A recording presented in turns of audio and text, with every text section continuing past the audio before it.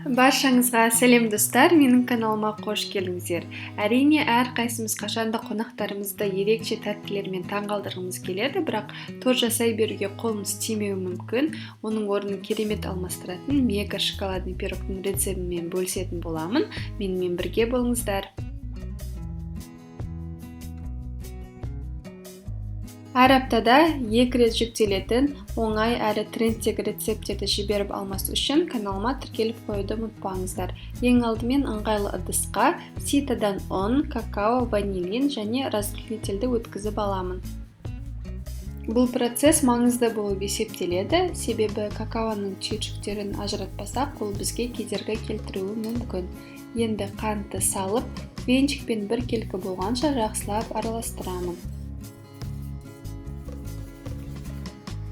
Құрғақ ингредиенттердің үстінен бөлме температурасындағы жұмыртқа, жылы сүт және иіссіз сұйық майды құйып, жақсылап араластырамын. Жұмысыңызды жеңілдету үшін миксер пайдалануға болады.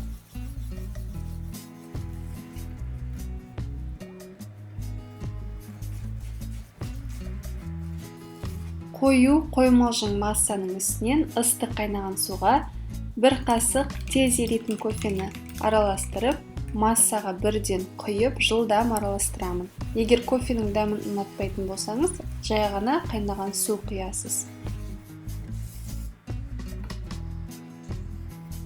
Дайын қамырды табанына кішкене сары май жағылған формаға құямын, және ортасы көтеріліп кетпес үшін бетінен фольга жауып, кішкене пышақпен тесіп шығамын.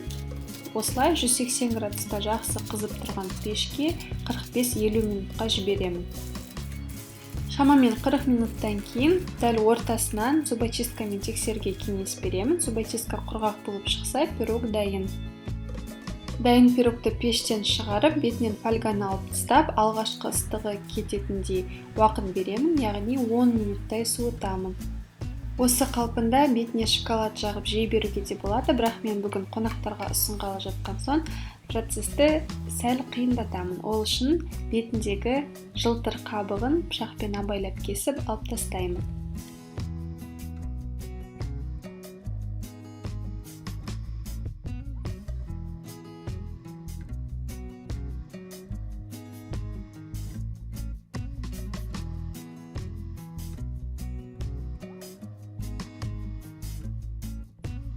Қалдықтарды блендерде үгітіп, бетін әсемдеуге пайдалануға болады, немесе картошка пирожныйсын жасаңыз. Үстінен вилкамен тесіп шығамын, және де сүтті барлық жеріне бірдей етіп құямын. Бұл уақытта пирог әлі жылы болып тұр, толығымен суытамын.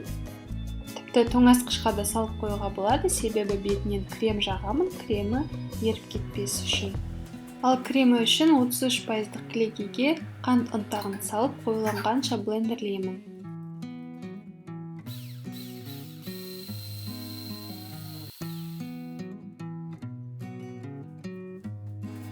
Толық суыған пирогтың бетіне құйып, тегістеп шығамын.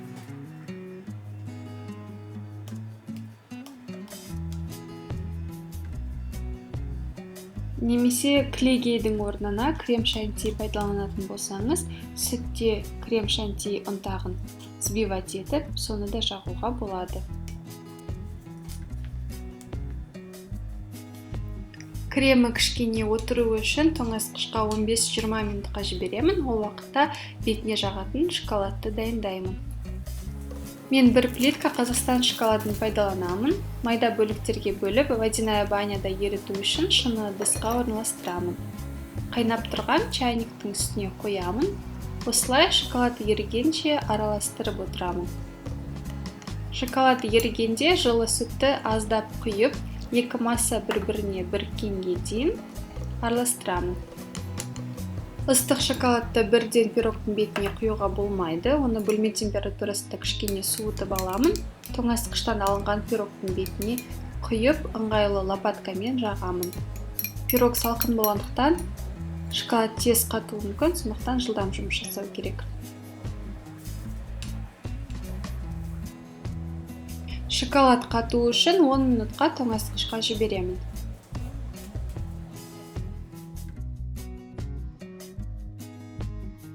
Алдын ала белгілеп алып, бірдей бөліктерге бөлемін.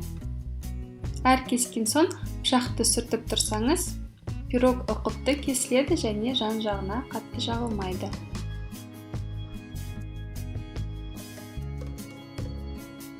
Енді ең соңғы кезең, ол әсемдеу кезеңі, ол әрқашан сіздің фантазияңызға байланысты.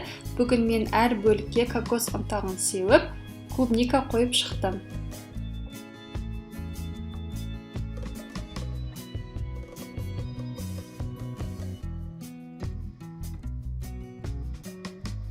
Және де бетінен қант ұнтағын себемін. Осымен мега шоколадный пирог дайын. Қонақтарға әрқашан торт пісіре беретін уақыт болмауы мүмкін, бірақ бұл пирог ешқандай торттан кем емес. Табанында сулы шоколадный бисквит, кішкене кофенің дәмін беріп тұрады, сливочный крем және бетінен мол шоколад. Бірі-бірімен дәмі өте керемет үйлеседі, міндетті түрде жасап көрулеріңізге кеңес беремін. Құрамдардың нақты мөлшерін видеоның төменгі жағынан көре аласыздар. Ал мен әдеттегідей видеоға лайк басуды естеріңізге саламын және осы пирогқа 1-ден 10-ға дейін баға беріп кетіңіздер. Маған сеніп, менімен бірге болғандарыңызға рахмет.